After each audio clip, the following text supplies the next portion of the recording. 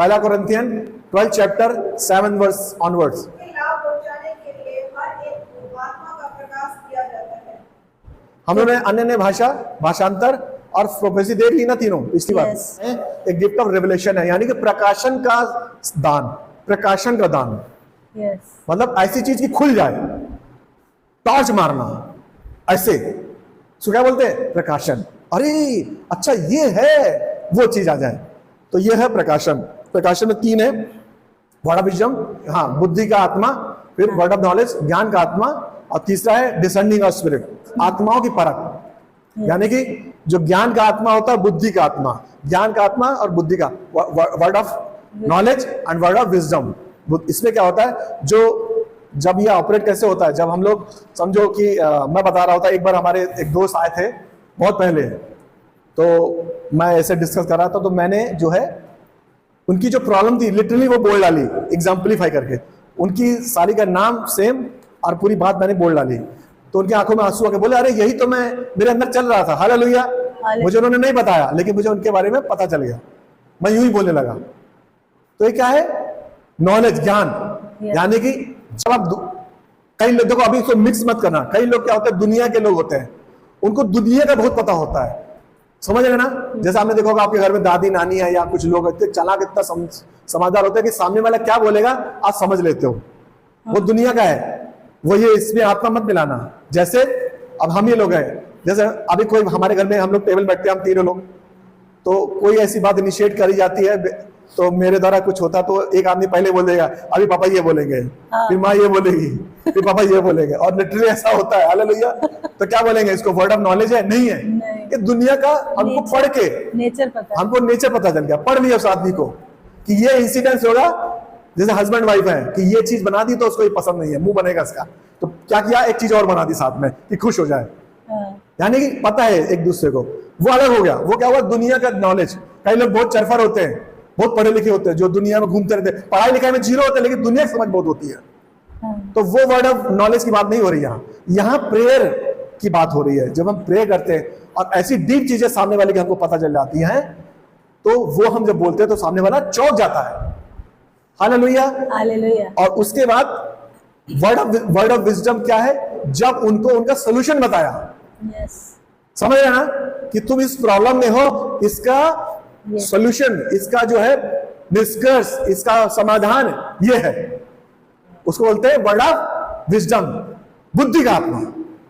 Hallelujah. Hallelujah. अब example बताता हूं। दो है ना, मॉन्क थे दो, वो उनको गुरु ने ज्ञान दिया, दोनों को जिंदा करने का सामर्थ्य दे दी। एक कहानी है, दोनों चले जा रहे जंगल में।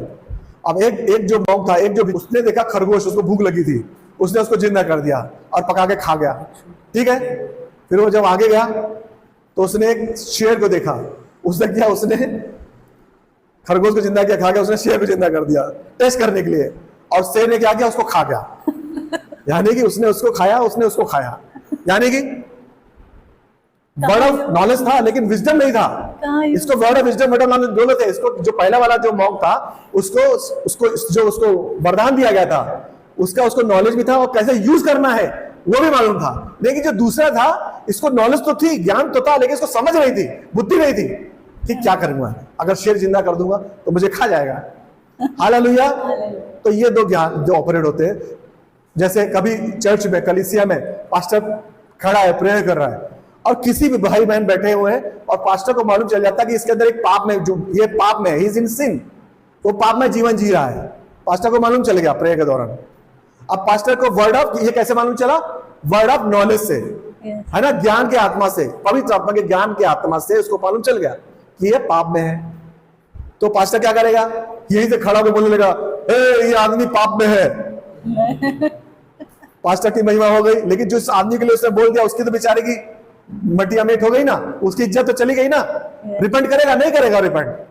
तो वर्ड ऑफ नॉलेज ये होता है, पता चल जाना। अपने आ गए, मैं यहाँ ये बोल रहा हूं, नहीं, तुमको बुद्धि का भी आना चाहिए, वर्ड ऑफ विजडम भी होना चाहिए कि कैसे बताना है इसको।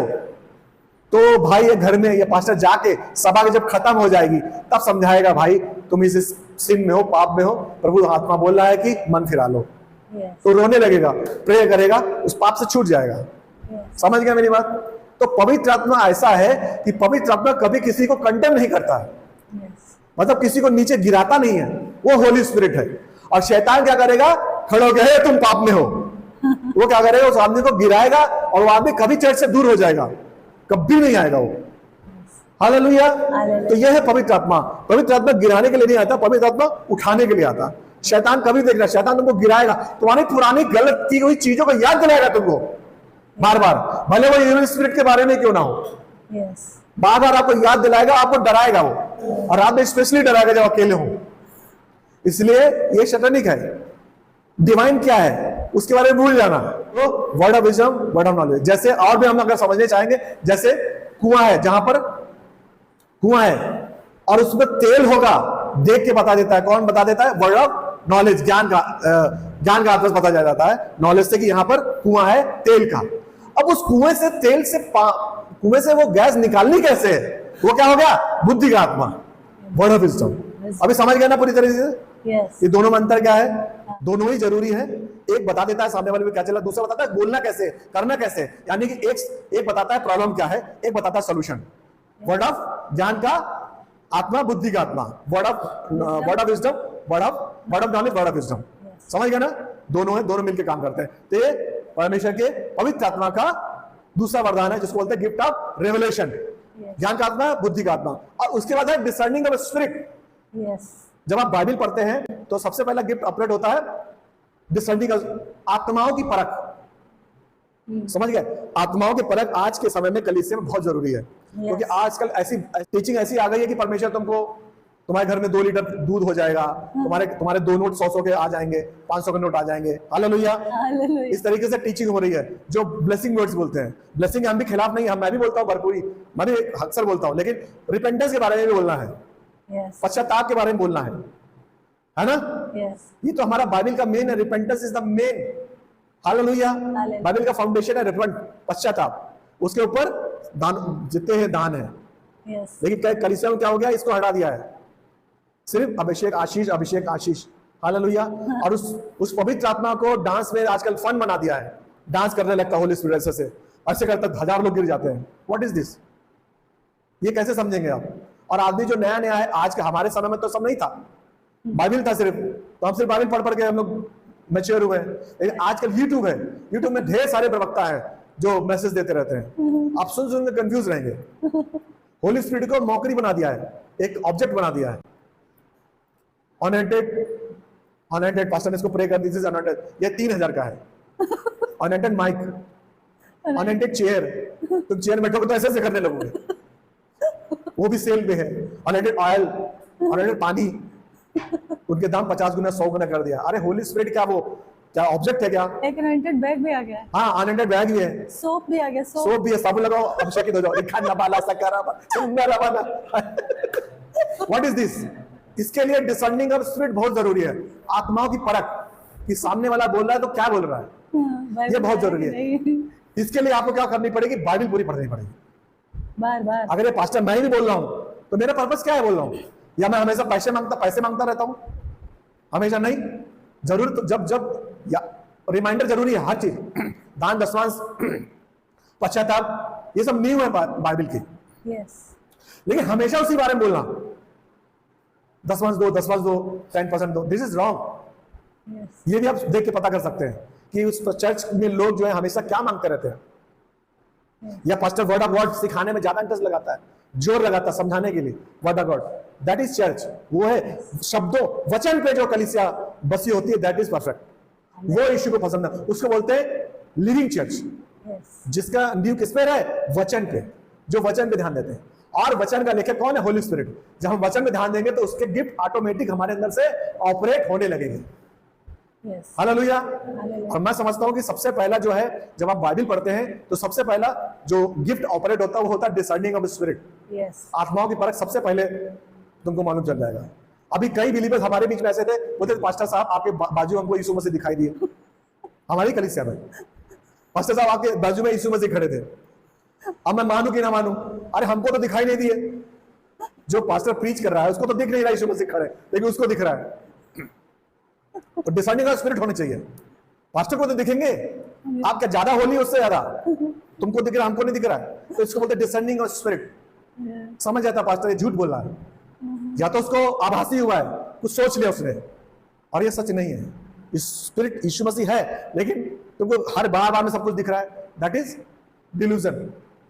Hallelujah, hallelujah, hallelujah. हालेलुया। या हम लोग को बीदर में एक सिस्टर मिली थी, तो हम लोग नए नए प्रभु में थे, मैं डिसाइडिंग स्पिरिट, हाँ, आत्माओं की परख के बारे में बता रहा हूँ, और मैं क्लोज कर दूंगा।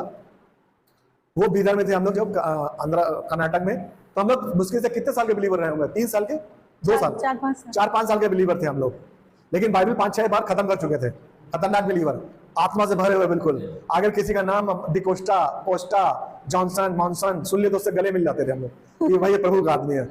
उस समय शुरू में, और बहुत घाटा खाया हम लोगों ने, बहुत घाटा खाया, और कोई होता तो लौट गया होता।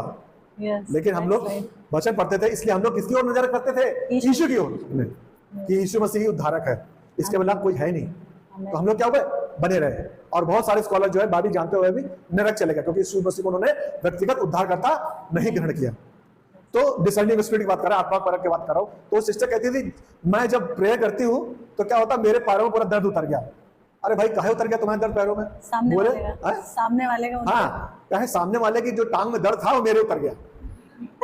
अरे भैया यीशु मसीह हो क्या, कि यीशु मसीह ने सारा बोझ, सारा पाप अपने ऊपर ले लिया, आने वाले, पिछले और जो आएंगे। यीशु मसीह ने यही तो किया कलवरी क्रूस में, सबके पाप उठा लिए, इसीलिए तो 3 घंटा पूरा डार्कनेस रहा था यीशु मसीह के ऊपर। तो तुम यीशु मसीह हो क्या कि तुम माइग्रेन के लिए प्रे करो तो कल मैं माइग्रेन हो गया? ऐसे लोग मिले हम लोग को। और मैं तो नया मतलब मैं थोड़ा क्या पहले इंप्रेस हो जाता था, मैं इंप्रेस हो गया, अरे बाप रे बहुत तगड़ी है, तो प्रे करती है उसके अंदर लिटरली हो जाता है, ट्रांसफॉर्मेशन हो जाता है। बाद में उसका सच्चाई पहले तो मैंने उसको इतना डांटा, इतना डांटा, इतना डांटा। और कभी हम लोग इविल स्पिरिट उसमें भगा रहे थे, हम दोनों, तो उसको भी लेके चले गए। अब सब तोपची है, लेके चलते। तो अब देखो ये घर है 2nd फ्लोर पे, और ये है बरगद का पेड़। तो बोले मैं चल रही हूँ तो मेरे पैर भारी हो रहे हैं, मैं पैर नहीं उठा पा रही हूँ। मैं कह रही क्या है, घर भारी हो रहे हैं, चल नहीं पा रही है, सीढ़ियां नहीं चढ़ पा रही। बोले क्या ऐसा रहता है, पेड़ों पे भी इविल स्पिरिट रहती है, वो आ जाती है, क्योंकि मैं अनॉइंटेड हूँ, अभिषेकित हूँ। तो मुझे रोकने के लिए कि मैं जाऊंगी तो उसका दुष्ट आत्मा भागेगा, और वो रोक रहा है। लेकिन मैं सोचता था बाइबल में कहाँ ऐसा कुछ लिखा है? हो सकता है भाई, क्योंकि बाइबल लिखा है कि जज मत करो किसी को, लिखा है ना। तो मैं डरता था जज नहीं करना मेरे को, यार के नाराज ना हो जाए यीशु मसीह। बाइबल को मैं ऐसा लिखता था, हो सकता है भाई। और जैसे प्रे करी तो उछलने लगी, वो तो सब यीशु के नाम में कोई नहीं लेके उछलेगी। वो औरत इतना उछल जाती थी, जब यीशु मसीह बोलो इतना उछलती थी, हाँ करके करती थी रियल में। तो दिव्य बेचारा छोटा था, डर जाता था रात में, वो सब बहुत डर गया, छोटा था। तो फिर ऐसे ही मैं कई दिन ऑब्जर्व करता रहा, उनका झूठ ऑब्जर्व करता रहा। फिर मैंने उनको इतना डांटा, बच्चे से इतना डांटा कि उनको बस कभी आई नहीं हुई। समझ नहीं बात। तो मैं डांट कैसे पाया? क्योंकि मैं वचन पढ़ता था, मैं मिलाता था, कहाँ लिखा ऐसे, कहाँ हुआ, कुछ नहीं थी से। कितना डांटा, हड़का दिया, भगा दिया। हमारी सभा चलती थी ट्यूसडे की, उसमें भगा दिया उसको। मतलब तुम जब बाइबल पढ़ोगे तो जितने आजकल प्रीचर आ रहे हैं जो, वो उससे तुम बचोगे, उनकी चीजों से तुम बचोगे। मेन है बाइबल। तो हमने आज क्या देखा? हमने पवित्र आत्मा के बारे में देखा। हमने पवित्र आत्मा के बारे में देखा, उसके वो इटर्नल है, वो शाश्वत है, वो सब जगह व्याप्त है, वो परमेश्वर का रूप है। हालेलुया। वो विंड हवा नहीं है, वो इलेक्ट्रिक नहीं है, वो तुम्हारा इमोशनल कुछ नहीं है। समझ ना कि मुझे कुछ फील नहीं हुआ, ऐसा नहीं है। होली स्पिरिट तुम्हारे अंदर है, मैनिफेस्ट हो रहा है तुम्हारे अंदर। हालेलुया। फीलिंग, इमोशनल फीलिंग में मत लो उसको, वो स्पिरिचुअल है। इमोशनल अलग है, स्पिरिचुअल अलग है। स्पिरिट में तुम्हारे अंदर काम हो रहा है, जैसे जैसे मैसेज चल रहा है आपके अंदर काम हो रहा है, पवित्र आत्मा ग्रिप आपके अंदर बढ़ रहा है। हालेलुया।